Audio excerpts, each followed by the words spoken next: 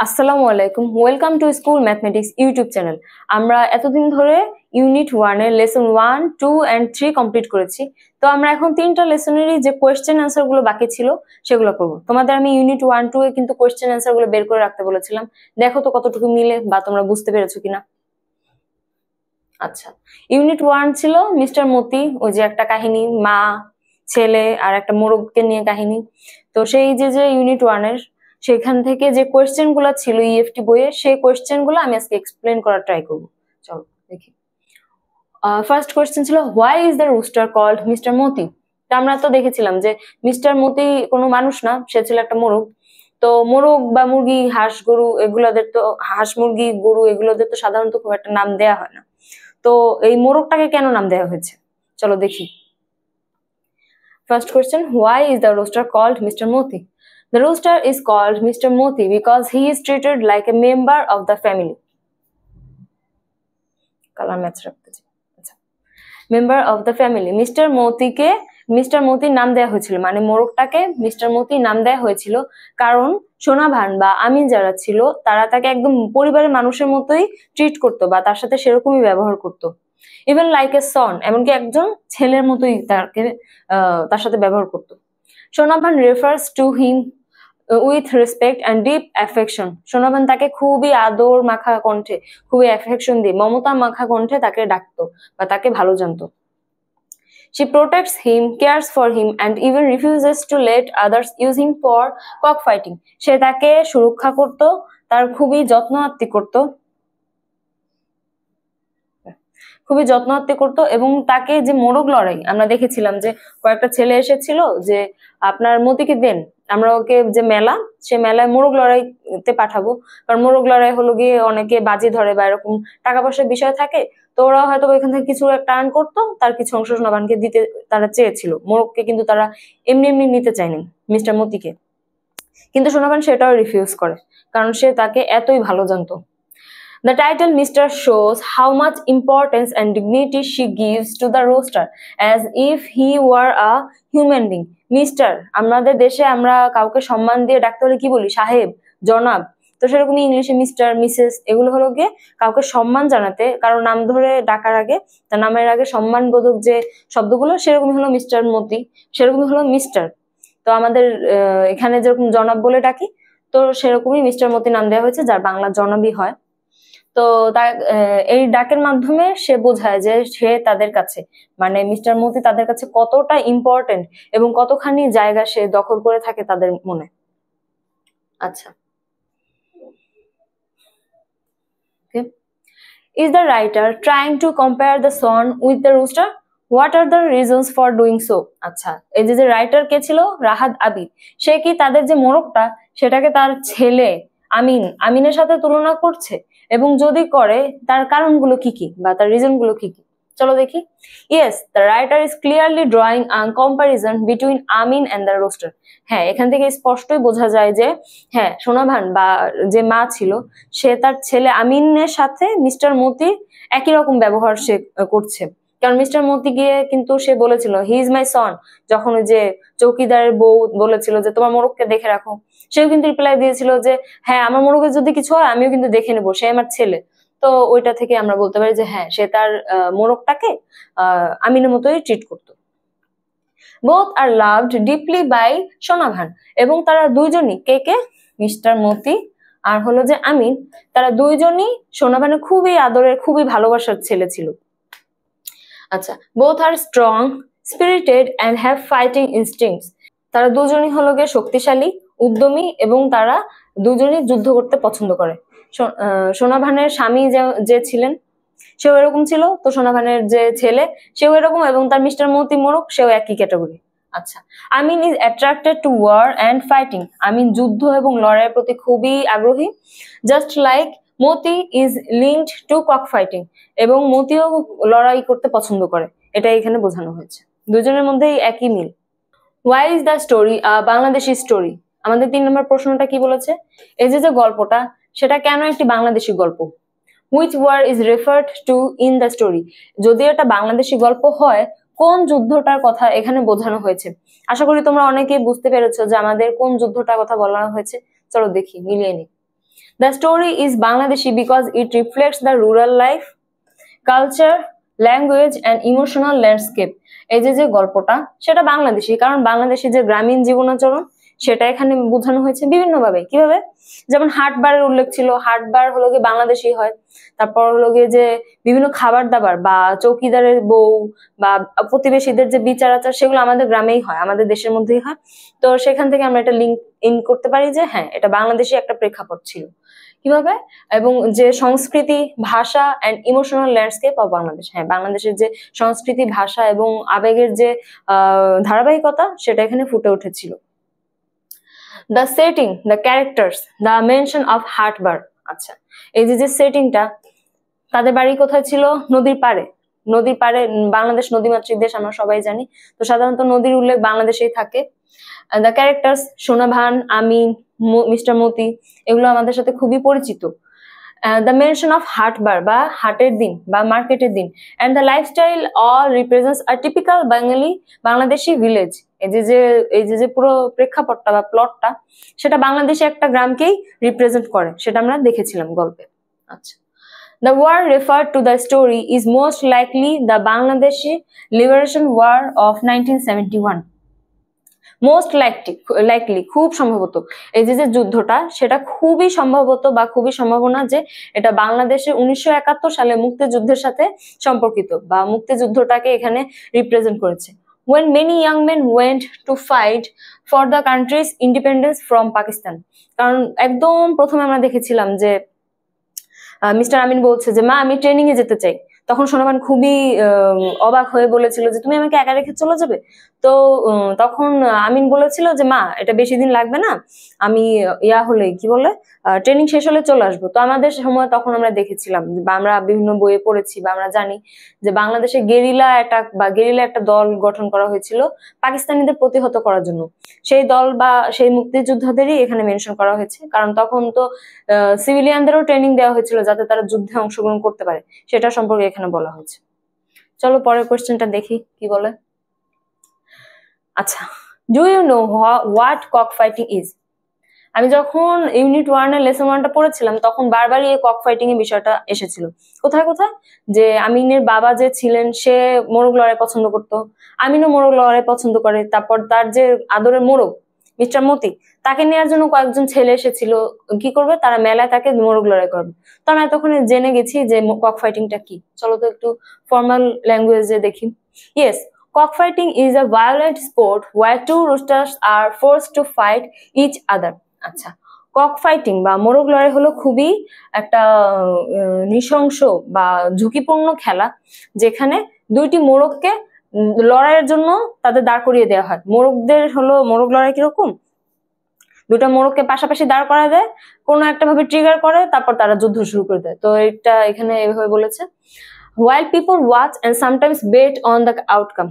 আমি একটু আগে বলেছিলাম যে মানুষজন যখন মোরগ লড়াই দেখে তখন তারা দেখে খুব মজা পায়। এরকম মোরগ লড়াই হোক বা ষাঁড়ের লড়াই হোক, মানুষজন দেখে। এবং এখানে খানিকটা বেট বা বাজি ধরার কিছু প্রচলন থাকে, যে একজন বলে এই মোরগটা জিতবে আর একজন বলে ওই মোরগটা জিতবে। তো তাদের মধ্যে বাজি ধরা হয় এবং যে মোরগ জিতে তারা হলো জয়ী হিসেবে ঘোষণা করা হয়। The roosters often fight until one is badly injured. এবং এই যে মোরগ লড়াইটা সেটা চলতেই থাকে যতক্ষণ না একজন ওয়ান ইজ ব্যাডলি ইনজুর্ড, যখন একটা মোরগ খুবই বাজেভাবে আহত হয় অথবা অর ইভেন ডাইস, এবং কখনো কখনো মারাও যায়। যুদ্ধ তো লাগলো, কিন্তু তখন কি হবে? যুদ্ধটা শেষ হবে কখন? যখনই শেষ হবে একজন হয়তোবা খুবই বাজেভাবে আহত হবে অথবা মারা যাবে। It is illegal in many countries because it is cruel to animals. এটা অনেক দেশে নিষিদ্ধ একটি খেলা, কারণ এটি পশু পাখির প্রতি এক ধরনের নির্দয়তার প্রকাশ দেয়, যেটা খুবই একটা ভালো কিছু না।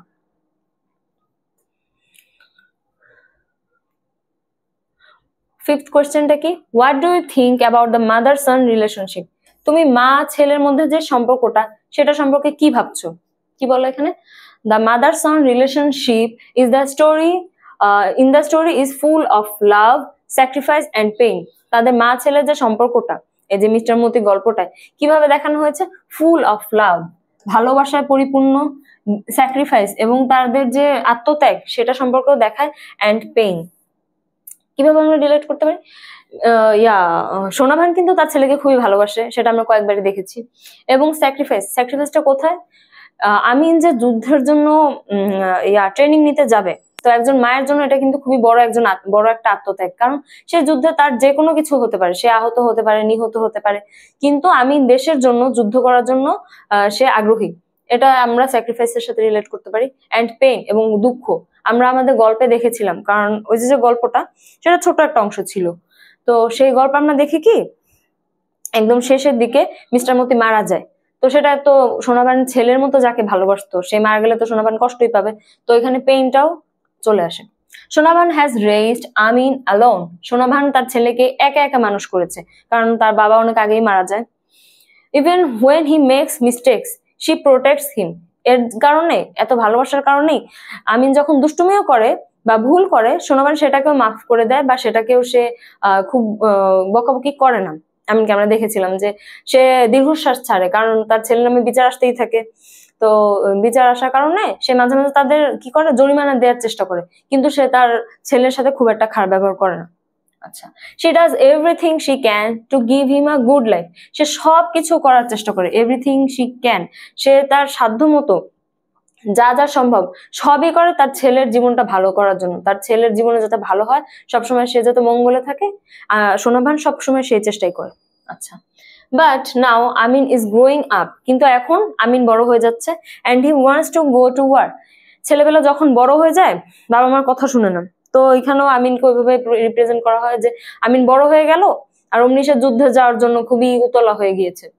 She is heart broken at the thought of losing him, এটা স্বাভাবিক, তার কোনো মা তার ছেলেকে হারানো ভয় সবসময় পায়, তো আমিন যদি ট্রেনিং এ যায়, ট্রেনিং পর যদি যুদ্ধেও যায়, তখন সে তাকে হারাতেও পারে, ইনজুর্ড বা আহত হওয়ার সম্ভাবনা তো থাকেই, সে তাকে হারাতেও পারে, সেই ভয় সোনাবান খুব বেশি পরিমাণে পায়। তো এখান থেকে আমরা দেখতেই পারি সোনাবান তার ছেলের জন্য একদম পাগল, সে তাকে ছাড়া কিছুই বুঝে না, তাকে খুবই ভালোবাসে, তো তাদের সম্পর্কটা কি এরকম। আচ্ছা, ওকে, চলো ইউনিট 2 তে চলে যাই। ইউনিট 2টা কি ছিল? Girl by Jamaica Kincaid. এই ইউনিট 2 এর গল্পটা আমরা দেখেছিলাম কি, আমি একটু রিভাইজ করি, যে একজন মা তার মেয়েকে জীবনমুখী সকল শিক্ষা দিচ্ছে, যে কিভাবে কি করতে হয়, কোন দিন কোনটা করতে হয়, কোন দিন কোনটা করতে হয় না, কোনটা উচিত কোনটা অনুচিত, কি করলে তুমি একজন ভদ্র মহিলা হিসেবে সমাজে ভাবমূর্তি বজায় রাখতে পারবে, কি করলে তুমি একজন খারাপ মেয়ে হিসেবে পরিচিত হবে, সেসব বিষয়। কিন্তু গল্পটাতে মেয়েদেরই যত ইনস্ট্রাকশন দেয়ার, তো সেটা দেয়া হয়েছে। আচ্ছা, যাই হোক, আমরা দেখি কোয়েশ্চেন দেখি। Is it a story about a mother and daughter? এই যে গল্পটা, এটা কি একজন মায়ের এবং মেয়ের গল্প ছিল? Do you find the mother and daughter familiar to you? তুমি কি তোমার ওই যে মা মেয়ের যে কথাবার্তা বা যে আলাপচারিতা, সেটাকে তোমার খুব পরিচিত লাগে? চলো দেখি কি answer. Yes, girl is a মোনোলগ style narrative. আমরা বলেছিলাম যে পুরো গল্পটা ডায়ালগ না, এটা একটা মোনোলগ। ডায়ালগ হলো তখন যখন দুইজন বা ততোধিক মানুষের মধ্যে কথোপকথন হয়, কিন্তু এখানে একটা মোনোলগ হিসেবেই বলা হয়, যদিও মেয়ে মাত্র 2বার কথার রিপ্লাই দিয়েছিল বা প্রতি উত্তর দিয়েছিল, কিন্তু তার মা অনেক কিছু বলেছে, তো এটাকে আমরা মোনোলগই বলতে পারি। মোনোলগ কিভাবে, যে সে এবং ন্যারেটিভ স্টাইল, ন্যারেটিভ এবং ন্যারেটিভ স্টাইলে এটা বলা, ভেঙে ভেঙে ভেঙে ভেঙে সে তার মেয়েকে বোঝানোর চেষ্টা করেছে যে কি করবে কি করবে না। আচ্ছা, a mother speaking to her daughter, এই স্টাইলে মানে মোনোলগ এবং ন্যারেটিভ স্টাইলে সে তার মেয়ের সাথে কথা বলছে। The mother gives a long list of instruction, যেটা বললাম একটু আগে, তার মা তাকে কি কি করবে করবে না সেটা সম্পর্কে অনেক বড় একটা লিস্ট ধরে দেয় ইনস্ট্রাকশনের, যে দিক নির্দেশনা, এটা করো সেটা করো না, এরকম। আচ্ছা, on how to behave properly, কিভাবে ব্যবহার করতে হয়, আচার ব্যবহার করতে হয়, রিফ্লেক্টিং ট্রেডিশনাল ভ্যালিউস, এবং আমাদের সমাজে যে কিছু নীতি বা কিছু বৈশিষ্ট্য থাকে, সেগুলো কিভাবে প্রতিফলিত হয় বা সেগুলো কিভাবে মেনটেন করতে হয়, স্পেশালি ফর ওমেন, বিশেষ করে মেয়েদের জন্য, কারণ আমরা গল্পে দেখেছিলাম যে সব ইনস্ট্রাকশন গুলো কিন্তু সে তার মেয়ের জন্য বলছে, তার যদি ছেলে থেকেও থাকে তার কোনো এক্সিস্টেন্স বা অস্তিত্ব কিন্তু এখানে নেই, সে তার মেয়েকেই যত ইনস্ট্রাকশন দেয়, তো এখানে আমরা স্পেশালি ফর ওমেন বলতেই পারি। This relationship may feel familiar, এই যে সম্পর্কটা, মা মেয়ের যে সম্পর্কটা, সেটা আমাদের খুবই পরিচিত লাগার কথা। কেন?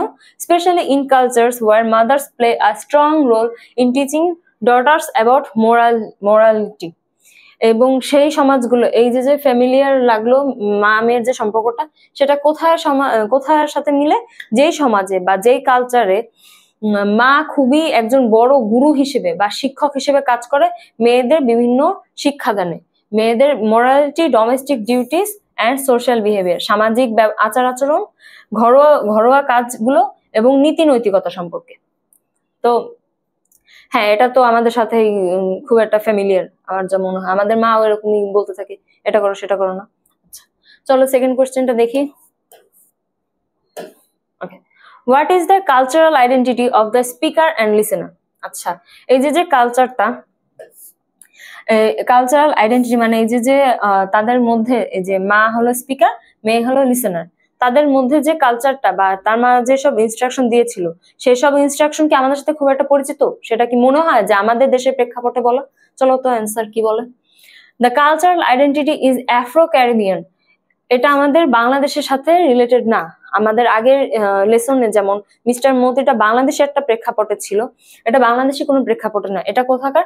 আফ্রো ক্যারিবিয়ান, আফ্রিকান বা ক্যারিবিয়ান অঞ্চলের যে গল্প সেটা হলো এখানে লেখা। স্পেশালি অ্যান্টিগুয়ান, ক্যারিবিয়ান হলো একটা দ্বীপপুঞ্জ, সেই দ্বীপপুঞ্জেরই একটা খণ্ড হলো অ্যান্টিগুয়ান, যেটা হলো গিয়ে এই গল্পের প্রেক্ষাপট আমরা বলতে পারি। Jamaica Kincaid is from Antigua. তো এই যে লেখক, সে হলো এখান থেকে বিলং করে, অ্যান্টিগুয়া থেকে বিলং করে। তো সে তার আশেপাশে যা দেখবে সেটা সম্পর্কেই লিখবে। সে যে তার মা হোক বা তার মেয়ে হোক বা তার বোন হোক, বান্ধবী হোক, যেভাবে হোক, সে দেখেছে যে তাদের ওইখানে মেয়েদের এসব বলা হয়, তো সে এটা সম্পর্কে একটা মনোলগ লিখেছে। তো সে ওই যেখান থেকে দেখে সেখান থেকে তো লিখবে। তো এটা অ্যান্টিগুয়া থেকে। And the customs, language, food like pepper pot, salt fish and doukona, এই যে খাবারগুলোর নামগুলো সেগুলো কিন্তু আমাদের দেশের সাথে খুব একটা পরিচিত না। তারপর যে ল্যাঙ্গুয়েজটা যদিও ইংলিশে লেখা, কিন্তু এই যে খাবারের সম্পর্কে আমরা বলতে পারি, এগুলো কিন্তু আমাদের সাথে একটুও পরিচিত না। কোনো খাবারে আমরা খুব একটা নিজেদের সাথে মিলাতে পারিনি। আমাদের দেশে কি খায়, আমাদের একদম লোকাল যদি বলি, আমরা ভাত, মাছ, মাংস তো খাই, কিন্তু আমাদের স্পেশালিটি কি? পিঠা। পিঠা আইটেমটা যদি থাকতো আমরা একদম প্রথমে বলে দিতে পারতাম যে হ্যাঁ, এটা বাংলাদেশি প্রেক্ষাপটে। তো সেরকম কোনো আইটেম নেই, এই আইটেমগুলো বরং আমরা চিনি না, তো এটা আমাদের দেশের প্রেক্ষাপটে না। And moral teachings reflect Caribbean culture. এবং এই যে আমরা দেখেছিলাম বেন্না গান সম্পর্কে বলা হয়েছিল, বেন্না গানটা কিন্তু আমাদের দেশে কোনো অস্তিত্ব নেই, সেটা এই অঞ্চলের গান। তো এখান থেকে আমরা বলতে পারি হ্যাঁ, এইটা হলো কালচারাল আইডেন্টিটি, যেটা বাংলাদেশের না, আফ্রো ক্যারিবিয়ান অঞ্চলের। ওকে, the speaker belongs to a conservative patriarchal society that values female modesty.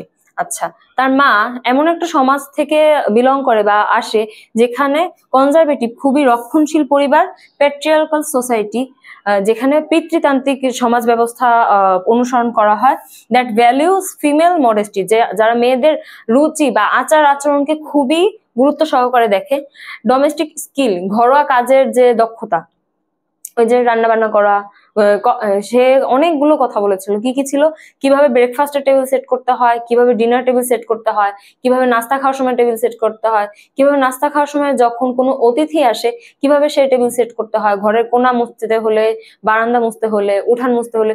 তো এই সব কিছু যে ডোমেস্টিক স্কিল বা ঘরোয়া যে কাজগুলো, সেগুলো কিন্তু তার মা তাকে শিখিয়ে দিয়েছে। অ্যান্ড সোশ্যাল রেপুটেশন, এবং সামাজিক যে ভাবমূর্তি, সমাজে তোমার যে অবস্থান, সেটা সম্পর্কে, সেটা কিভাবে বজায় রাখতে হয় সেটাও সে বলেছে। And she is passing this believes to the daughter. এই যে শিক্ষাগুলো সে তার মায়ের থেকে শিখেছে, যে মহিলাটা বা মা, যে সে তার মা থেকে শিখেছে, এবং সে বংশ পরম্পরা হিসেবে তার মেয়েকে সেগুলো শিখাচ্ছে। তার মেয়েও যখন মা হবে বা বড় হবে তখন সে তার মেয়েকে শিখাবে। তো এইভাবেই আমাদের যে সমাজের যে বিভিন্ন নিয়ম নীতি, সেগুলো পাস হতে থাকে বা প্রবাহিত হতে থাকে এক প্রজন্ম থেকে আরেক প্রজন্মের মধ্যে। আচ্ছা, এখানে দেখি কোয়েশ্চেনটা কি বলেছে। 3 নাম্বার, হোয়াট ইজ বেন্না? বেন্না কি? আমরা কিন্তু এই যে গল্পটা কয়েকবারই দেখেছিলাম, চলো দেখি। Benna is a type of Antiguan folk music characterized by its upbeat rhythm and lyrics that often contain gossip or commentary about local events and people. এই যে বেন্না গানটা, সেই গানটা হলো কি কিভাবে ক্যারেক্টারাইজড আপবিট রিদম, মানে সে হলো কি ছন্দের সাথে মিলিয়ে মিলিয়ে এবং সেসব লিরিক্স নিয়ে গড়ে উঠে যেগুলো গসিপ এবং বিভিন্ন কমেন্ট বা বিবৃতি, কমেন্ট মানে বিবৃতি, হ্যাঁ, বিভিন্ন কমেন্ট বা বিবৃতি বা গসিপ নিয়ে গড়ে ওঠে। আমাদের কিন্তু এরকম গসিপ বা ইনস্ট্রাকশন টাইপের গান আছে, খনার বচন গান বলা যায় না, বচন বলা যায়, খনার বচন।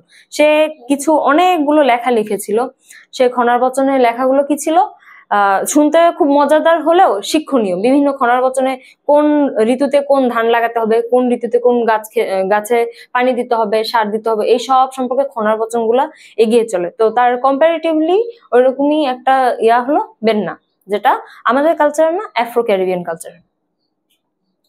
আচ্ছা, এটা কি বলে? Fourth, what is the importance of gender in the story? এই যে গল্পটায়, সে গল্পটায় কোন লিঙ্গটা খুব ইম্পর্টেন্ট ভাবে বা গুরুত্ব সহকারে উল্লেখ করা হয়েছে। If the girl in girl were a boy, এই যে girl in girl were a boy, এই যে গল্পটা জ্যামাইকা কিনকেট যে গল্পটা লিখেছেন গার্ল, সেই গার্লে যদি গল্পটা একটা ছেলেকে নিয়ে হতো, would the mother be telling him the same thing? তার মা কি তাকে সব ওই কথাগুলোই বলতো যে তার মেয়েকে বলেছে? আমার তো মনে হয় না। Gender is central to this story, হ্যাঁ, এখানে জেন্ডারটা খুবই গুরুত্ব সহকারে দেখানো হয়েছে, কারণ তার মেয়ে কে সে স্বাধীনতা কতটুকু দেয় কি না দেয় জানি না, সে তার মেয়েকে অনেক ইনস্ট্রাকশন দিয়েছে যে ভদ্র মহিলা হওয়ার জন্য তোমাকে কি কি করতে হবে। তো সেখানে সে জেন্ডারটাকে গুরুত্ব দিয়েছে, কারণ সে ছেলেদের সাথে কড়ি খেলতে মানা করে বা মার্বেল খেলতে মানা করে। তো এখানে বোঝা যায় যে সে একটা বাউন্ডারি সেট করার চেষ্টা করছে তার মেয়ের চারপাশে। The entire monologue is built around expectations of what a girl must do। এই যে পুরো মনোলগটা, সেটা কিভাবে গড়ে উঠেছে? এক্সপেকটেশন বা ইনস্ট্রাকশন, সে তার মেয়ের থেকে কি কি চায়, যে মা ছিল সে তার মেয়ে থেকে কি কি এক্সপেক্ট করে বা কি কি মানা করে সেই সম্পর্কে বলা। What a girl must do to become a proper women, একজন মহিলা, একজন ভদ্র মহিলা বা পরিপূর্ণ মহিলা হওয়ার জন্য কি কি করতে হবে সেগুলো তার মা তাকে বলেছে। কি সেগুলো? modest, obedient, cleanliness, sexually restrained and skilled in domestic task। সে তার যে গৃহস্থালী কাজগুলো বা একজন ভদ্র মহিলা হতে কি করতে হবে সেসব সম্পর্কে বলেছে। If the girl were a boy, the mother would not give the same instruction। কিন্তু এত কথা যে সে তার মেয়েকে বললো, এগুলো যদি একটা ছেলে হতো সে কিন্তু এত কিছু বলতো না বা এগুলো বিশেষ করে বলতো না, because boys are not typically held to the same domestic or moral standards in such traditional cultures।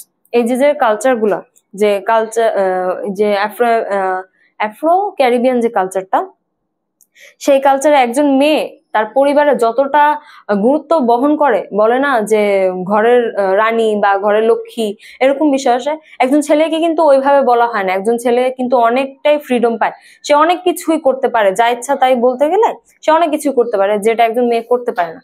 তো এটা আমরা বলতে পারি যে এই গল্পটা যদি একটা ছেলেকে নিয়ে গড়ে উঠতো, তার মা কিন্তু তাকে সেম ইনস্ট্রাকশন গুলো দিত না। আচ্ছা, ওকে, লাস্ট কোয়েশ্চেন দেখি। If the father were talking instead of the mother would he say the same? আচ্ছা, আমরা আগে কি দেখলাম, যদি গল্পটায় মেয়েটাকে না বলা হতো, ছেলেকে বলা হতো, তার মা কি তাকে সেই একই কথাগুলো বলতো? আর এখানে ক্যারেক্টারটা কোথায় চেঞ্জ হয়েছে, যে মায়ের বদলে এবার বাবা চলে এসেছে, কিন্তু মেয়ে কি, একজন মেয়েকে তার বাবা কি এই ইনস্ট্রাকশন গুলো দিত বা এই অ্যাডভাইস গুলো কি দিত? প্রবাবলি নট, সম্ভবত না, কারণ বাবা এত কিছু জানেও না। দেখা গেলো এই যে এত কিছু শিখালো তার মা, তার বাবা সেই সম্পর্কে জানেও না। A father's version would likely to shorter and less detailed। এবং তার বাবা যদি তাকে ইনস্ট্রাকশন দিত সেগুলো আরো ছোট হতো এবং ডিটেলস কম থাকতো বা পুঙ্খানুপুঙ্খ ভাবে বলতো না। তার মা কিন্তু তাকে খুবই খুঁটে খুঁটে খুঁটে খুঁটে হাতে ধরিয়ে দেখায় দেয় যে কোনটা কি করতে হবে বা না, কিন্তু তার বাবা হয়তো এভাবে বলতো না। and might focus more on discipline। তার মা কিন্তু গৃহস্থালীর কাজে যত ফোকাস দিয়েছে, ডিসিপ্লিনে অত ফোকাস দেয়নি, বা এগুলো ডিসিপ্লিনের মধ্যে পড়ে, কিন্তু তার বাবা যদি হতো সে নিয়ম শৃঙ্খলার দিকে বেশি মনোযোগ দিত। প্রোটেকশন, নিজেকে কিভাবে সুরক্ষা করতে হয়, একজন বাবা কিন্তু সেটা বলতো তার মেয়েকে। অর ওয়ার্নিংস, বা খুবই কয়েকটা নিষেধাজ্ঞা দিয়ে দিত যে এটা সেটা করবে না। গদবাঁধা বা খুব অল্প কিছু নির্দেশনা সে হয়তোবা দিয়ে দিত। Rather than on how to cook, clean or act delicately. তার বাবা তাকে কি কি শিখাতো? নিয়ম শৃঙ্খলা, নিরাপত্তা এবং কিছু দিক নির্দেশনা, বরং সেগুলো কিসের চেয়ে, সেগুলো রান্না, ঘর পরিষ্কার এবং খুবই এলিগেন্ট হিসেবে অ্যাক্ট করার চেয়ে সে এগুলো বেশি গুরুত্ব দিত। The mother's voice reflects lived experience and a desire to prepare her daughter. তার মায়ের যে ভয়েস বা কথোপকথন সেটা কি রিফ্লেক্ট করে? রিফ্লেক্ট মানে প্রতিচ্ছবি। To prepare her daughter for the challenges, এই যে সমাজে যে বিভিন্ন চ্যালেঞ্জ থাকে সেগুলোর জন্য কিভাবে তার মেয়েকে তৈরি করবে। Of being a women in a judgmental society, আমাদের সমাজটা খুবই জাজমেন্টাল, খুব সহজেই একজন আরেকজন বিচার করতে বসেছে। তো এরকম একটা সমাজে তার মেয়েকে সব প্রতিকূলতা থেকে দূরে করে কিভাবে প্রস্তুত করবে সেটা তার মায়ের মূল ফোকাস বা প্রধান আগ্রহ। A father might not emphasize domestic chores or appearance. তার বাবা সেই সব বিষয়ে আলোচনা করতো না, যেমন ঘরোয়া গৃহস্থালী কাজ বা ঘরোয়া কাজগুলো, আর অ্যাপিয়ারেন্স বা কিভাবে যেতে হবে। যেমন তার মা বলেছে যে বেন্ট ডাউন বা কড়ি খেলার জন্য ঝুঁকবে না, বেন্না গান গাবে না, সেসব সম্পর্কে তার বাবা বলতো না। But could focus on obedient, কিন্তু বাধ্যবাধকতায় সে ফোকাস দিতে পারতো। এডুকেশন, শিক্ষা দানের ক্ষেত্রে বা শিক্ষা গ্রহণের ক্ষেত্রেও সে ফোকাস দিতে পারতো। আর সেফটি বা নিজের সুরক্ষা কিভাবে রক্ষা করতে হয়। আর মাইট সে মাচ লেস অল টুগেদার। এখানে একটা কথা বলেছে যে হয়তোবা সে সবই বলতো কিন্তু একবারে না, এত বড় আকারে এত সময় নিয়ে একবারে সব বলতো না। হয়তোবা তার বাবা হয়তোবা তাকে ছোট ছোট ভেঙে ভেঙে বা কয়েকদিন ধরে বলতো। এখানে বলা হয়েছে এটা যে তার মার জায়গায় যদি তার বাবা হতো সে কি এসব কথাই বলতো না। আচ্ছা, এটা হলো আমাদের লেসন 3 কি O me O life by Walt Whitman. এটা হলো একজন আমেরিকান রাইটার। আচ্ছা, আমাদের প্রথম রাইটার ছিলেন রাহাত আবির, যিনি একজন বাংলাদেশি রাইটার। দ্বিতীয়টা ছিল জ্যামাইকান কিনকেট, যিনি একজন ক্যারিবিয়ান রাইটার, এবং ওয়াল্ট হুইটম্যান, যিনি একজন আমেরিকান রাইটার। আচ্ছা, ওনার যে কবিতাটা সেই কবিতার আমরা কিছু কোয়েশ্চেন অ্যান্সার দেখার ট্রাই করি। What is the main theme of the poem? এই যে কবিতাটা, সেই কবিতার মূল উদ্দেশ্য কি বা মূল সারমর্ম কি বা ভাবাংশটা কি? চলো আমরা দেখি। The main theme of the poem is the search for meaning and purpose of life. আচ্ছা, খুবই সুন্দর একটা লাইনে সে বুঝিয়ে দিয়েছে কি যে এই কবিতাটা মূল ভাব হলো meaning and purpose of life.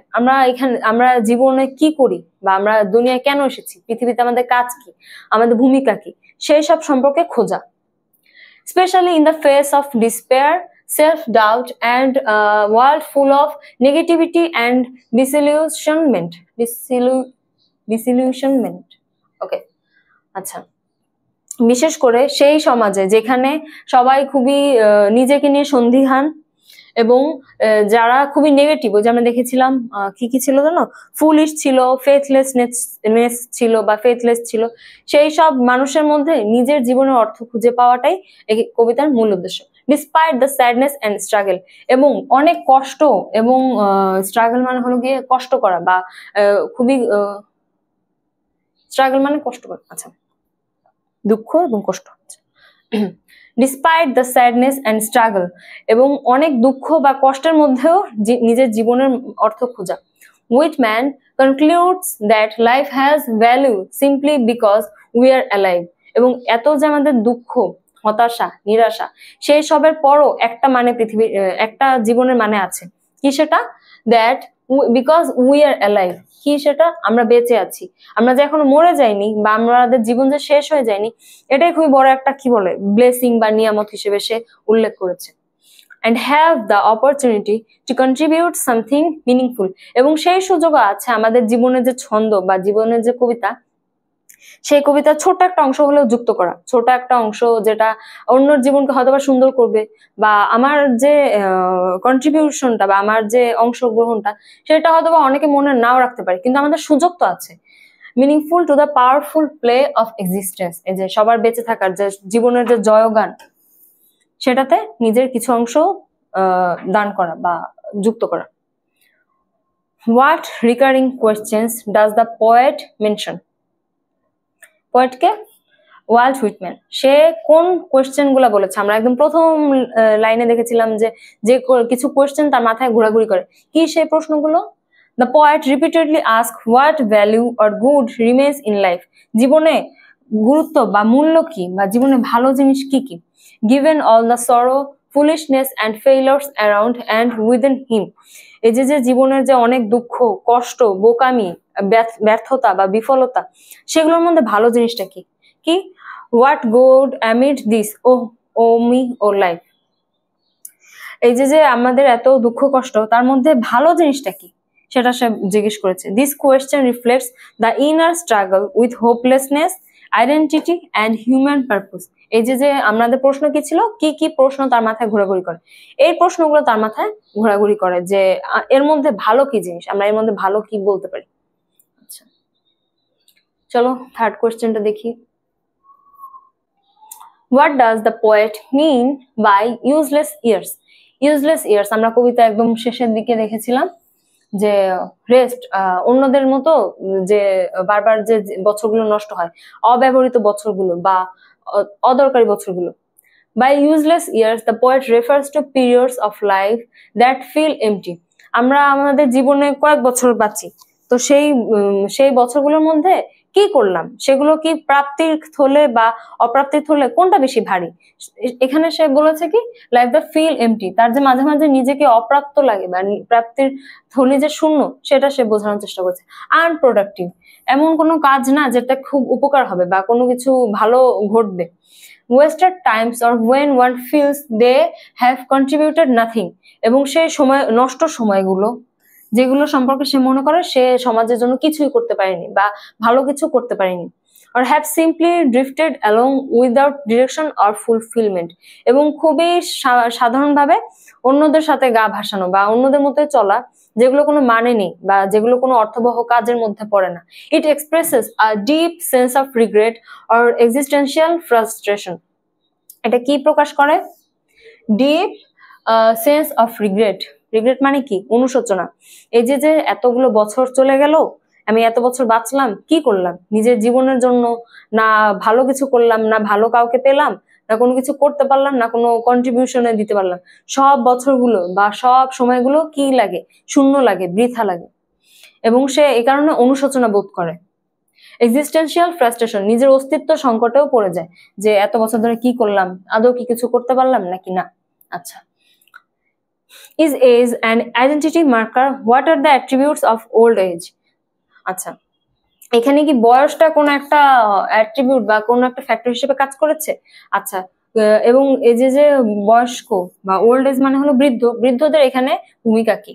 The poem does not directly focus on age. এখানে যে বললো যে অনেকগুলো বছর নষ্ট, সেটা সে কত বছর নষ্ট সেই সম্পর্কে কিন্তু বলেনি, তো ডিরেক্টলি কোনো বছরে মেনশন করা নেই, but rather on existential identity. তো existential identity, who we are and what we do.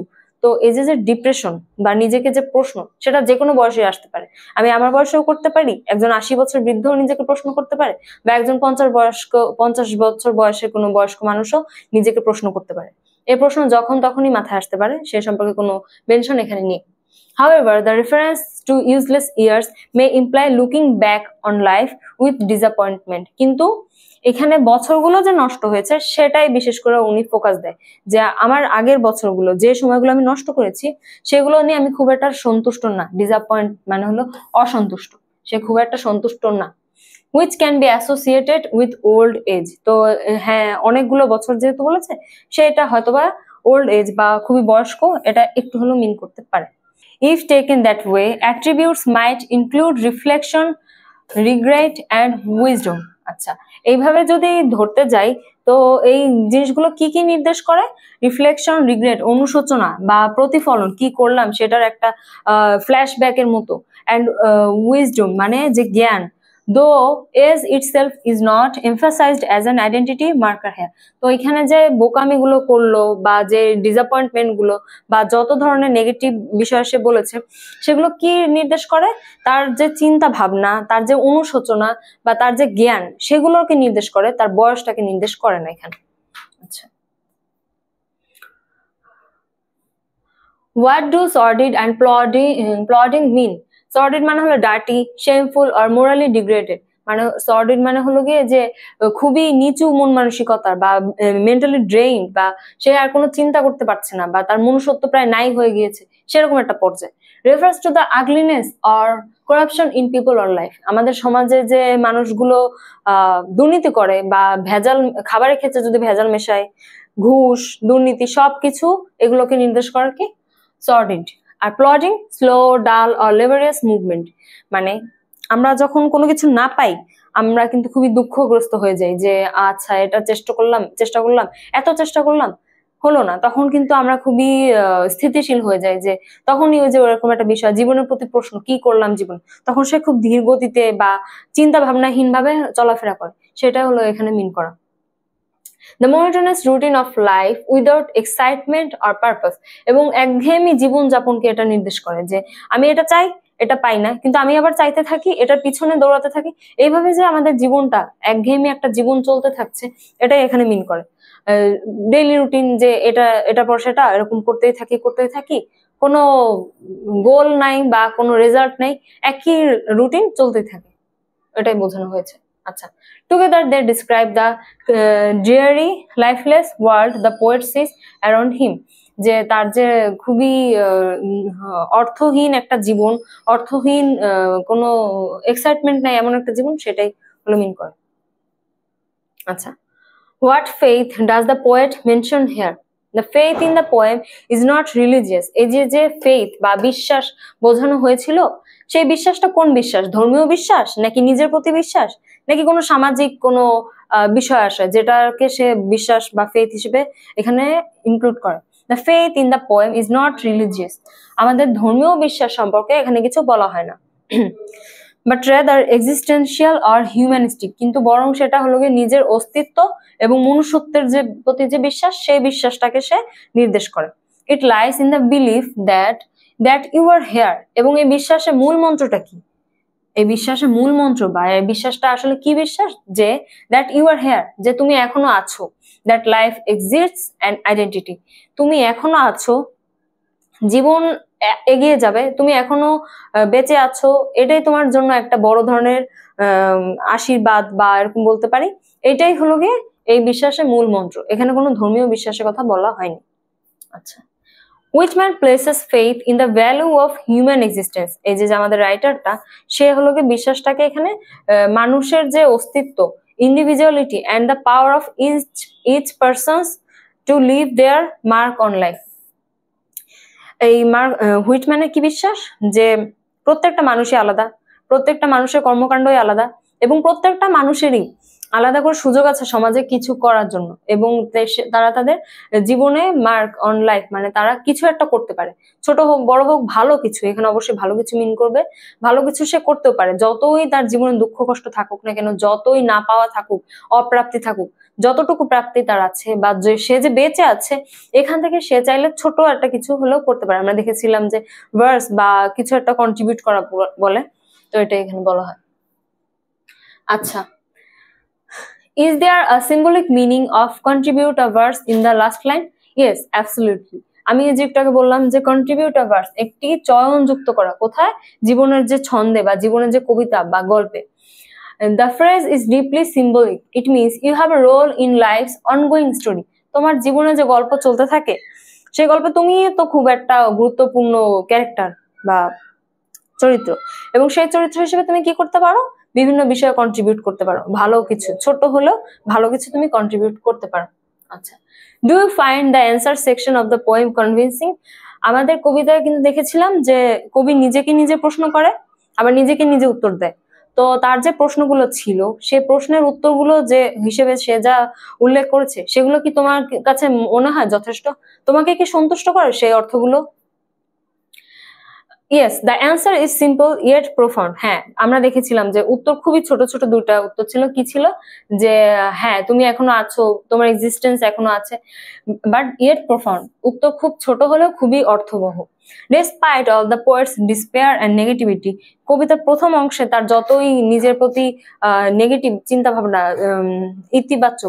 নেতিবাচক চিন্তা ভাবনা এবং তার না পাওয়ার বিষয়গুলো, the final lines offer hope and affirmation. সে প্রথমের দিকে যতটাই হতাশ হয়ে গিয়েছিল, শেষের দিকে সে নিজেই আবার আশাবাণী দেয় যে জীবনে এগিয়ে চলতে হবে, জীবনে যা ঘটুক না কেন আমাকে সামনে যেতে হবে এবং আমি আমার জীবনে ছোট ছোট করে হলেও কিছু শব্দ বা কিছু অর্থ বা কিছু সৌন্দর্য যুক্ত করতে পারি। আচ্ছা, it's a powerful reminder that just being alive has value. তো এই কবিতা থেকে আমরা কি বলতে পারি যে বেঁচে থাকাটাই অনেক বড় একটা প্রাপ্তি। তুমি বেঁচে আছো, তুমি কিছু করতে পারছো, এটাই অনেক বড় একটা প্রাপ্তি। And that we have the freedom and responsibility, এবং আমাদের সবারই স্বাধীনতা এবং স্বাধীনতার পাশাপাশি দায়িত্বও থাকে। একটা কথা আছে না যে স্বাধীনতা রক্ষা করা অনেক কঠিন। Responsibility to shape the world.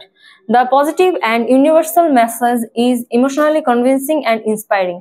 এই যে সে মেসেজটা দিল লাস্টের দিকে, সেটা খুবই কনভিন্সিং বা খুবই যৌক্তিক বা নিজেকে খুশি করার মতো এবং ইন্সপায়ারিং, সে খুবই নিজেকে মোটিভেট করার মতো। Specially to readers facing their own doubts, specially কাদের জন্য সেটা, সে নিজেকে তো এইসব প্রশ্ন করলোই, সে নিজেকে উত্তর দিয়ে কি মনে করছে, হ্যাঁ ওকে আমি জীবনে অর্থ খুঁজে পেলাম। কিন্তু সে এই কবিতাটা কাদের জন্য মেনশন করেছে? তাদের জন্য যারা নিজেদের অস্তিত্ব নিয়ে সংকটে বোধ করে, নিজেদেরই তারা প্রশ্ন করে এবং নিজেদের নিয়ে যারা খুব একটা খুশি না, তাই জীবনের সেসব অর্থ সম্পর্কে সে এখানে মেনশন করে। আচ্ছা, আজকের কোয়েশ্চেন আনসার পার্ট এই পর্যন্তই। তোমাদের যদি নতুন করে কিছু জানার থাকে যার কমেন্ট করতে পারো। আর থ্যাংক ইউ সবাইকে। আসসালামু আলাইকুম, দেখা হবে আবার অন্য কোনো ক্লাস।